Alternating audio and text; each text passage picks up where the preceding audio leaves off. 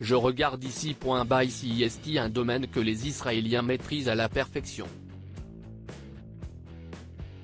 Si on leur doit la touchante Betty Pool, adaptée en France par Eric Toledano et Olivier Nakache, les Israéliens sont plutôt réputés pour leur série d'espionnage.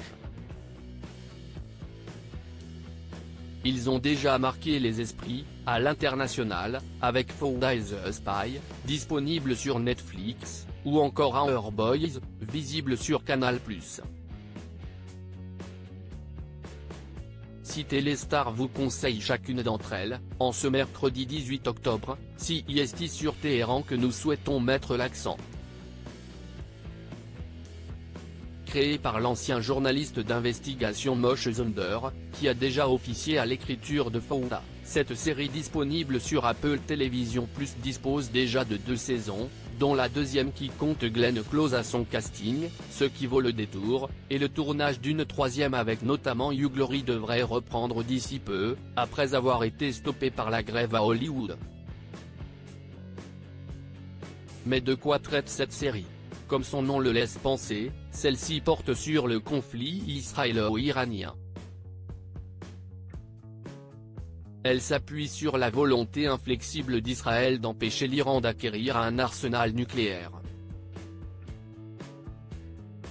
CIST d'ailleurs, ce qui mène Tamar Rabinian à retourner dans son pays natal. Agent du Mossad et experte en piratage informatique, celle qui est incarnée à l'écran par Nive Sultan est une jeune femme juive qui était élevée en Israël.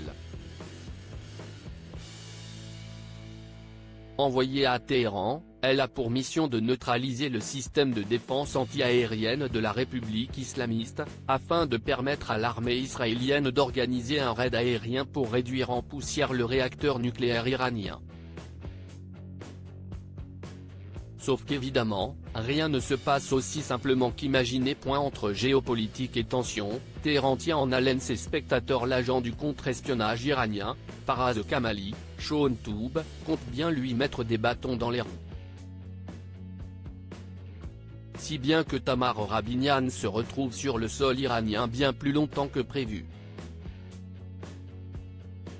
Le contexte géopolitique est central. Rien que la vision de la jeunesse iranienne dépeinte par Téhéran est une prise de position politique en elle-même. Puisqu'on y voit des jeunes, plutôt occidentalisés et à rebours de clichés sur le pays des ayatollahs entre manifestations, alcool, drogue, rave sauvage et même homosexualité. Mais derrière ce thème prenant se cache en toile de fond la famille et le déracinement. Le personnage de Tamar Rabinian en est l'exemple type. Pour les fleurs bleues, une romance, malmenée, et mise en scène. Puisque Tamar tombe amoureuse de l'activiste et hacker Milad Kahani, chervin à Al-Nabi, qu'elle tentait de recruter.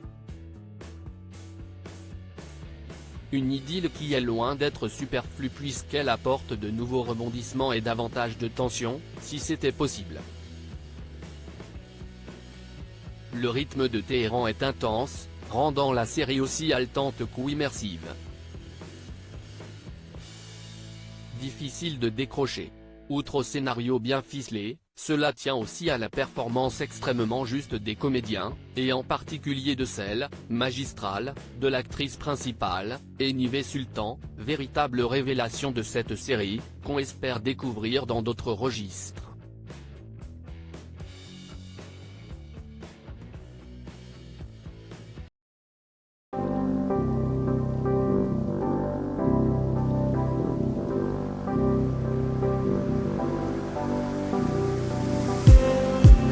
Just need